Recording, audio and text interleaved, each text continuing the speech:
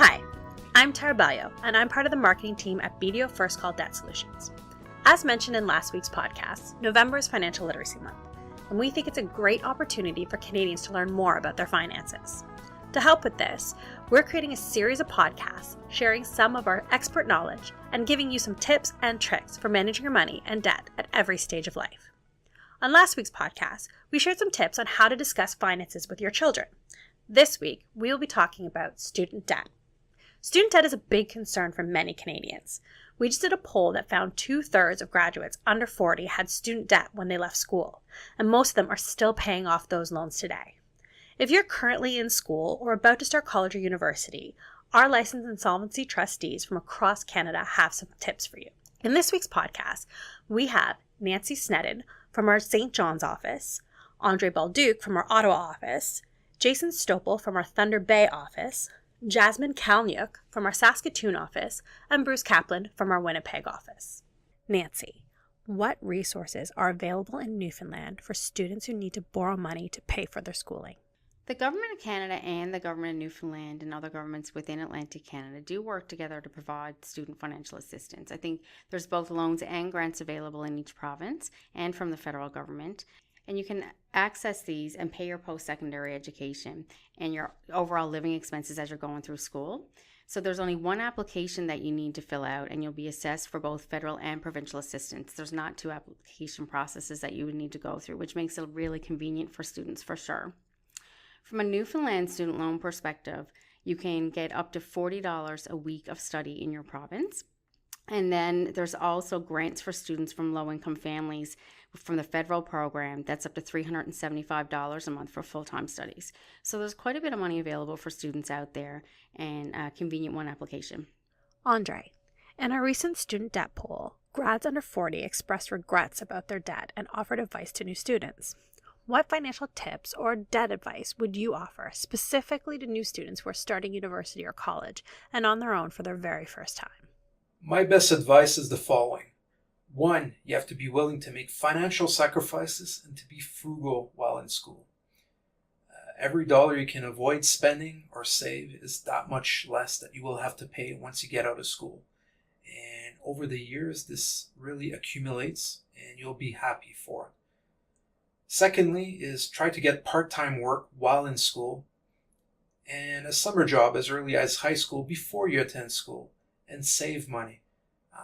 This money you save will be that much less you will need to borrow and have to repay. Thirdly, I think it's very important for our young people to carefully consider what program they want to go into, what are the career prospects coming out of that program, and to make sure that you will have a good paying job coming out, and to make sure you can cover your debt payments. If you're not sure about what you want to do, it may be wise to wait a year or two before attending school. Attending school and hoping that you'll figure out what you want to do once you get there can be very expensive, especially if you wind up having to change programs a couple of years in and you're doing it on credit or with student loans, because the student loan will be that much bigger. What cautionary advice would you offer to young students, Jason, who are suddenly receiving offers to apply for credit cards from multiple credit card companies? The advice that I would offer is do not fall into the trap of believing that credit is an extension of your purchasing power. This is the myth of credit. By using credit cards for items we should be working to pay for in cash, we are shrinking our purchasing power due to the costs of using the credit. Try to, in all cases, push off using your credit for all things save and except for emergencies. Jasmine, how can grads balance paying off their student debt with other financial challenges they might be dealing with? Attending post-secondary school doesn't necessarily guarantee a high-paying job, or any job for that matter. So it's not uncommon for students to graduate and face some challenges. They may not be able to enter the workforce in the exact position that they want, but you have to start somewhere. The best advice is to create a budget and to stick to it. Know what you're bringing in and make sure that you're not overspending. Knowledge is power. Know what things cost, especially when first moving out on your own, and be prepared for what that cost will be. If necessary, work with a financial advisor to figure out what to pay off first, what to save, etc. Bruce, what should young adults know about debt before they move out on their own? While debt is a very simple word, it's actually quite a complex subject. And there are a number of things that young people who are getting ready to move out on their own should know about debt. First off, they should know that not all debt is necessary. Some debt is necessary or will be necessary at some point if people want to buy things like houses, possibly a new car. That would be necessary debt. But if you want to take a vacation or go out for a big night on the town and you don't have money, don't use your credit card because that's unnecessary debt. It's important to ensure that you can keep your debts manageable. So you need to know that at the end of the month, you'll be able to pay off your debts. Young people moving out on their own should also know that minimum payments on a credit card really do very little to retire the principal indebtedness.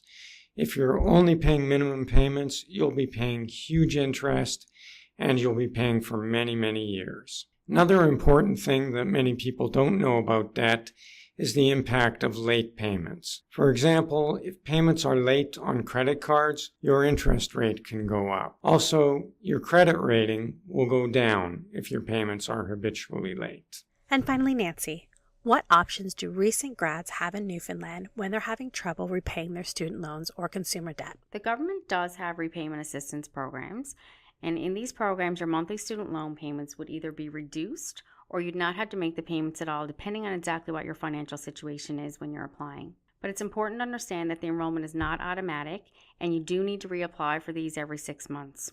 Thank you to our LITs for taking the time to answer our questions, and thank you for listening to this edition of our Financial Literacy Month podcast series. We hope that you found this information valuable, and feel free to share it with family and friends. Remember to join us next week for another podcast offering tips, tricks, and insights for Financial Literacy Month. And if you haven't already, check out last week's podcast on helping your kids learn about money. Until next time, I'm Tara Ballo, reminding you that debt doesn't have to be an emergency.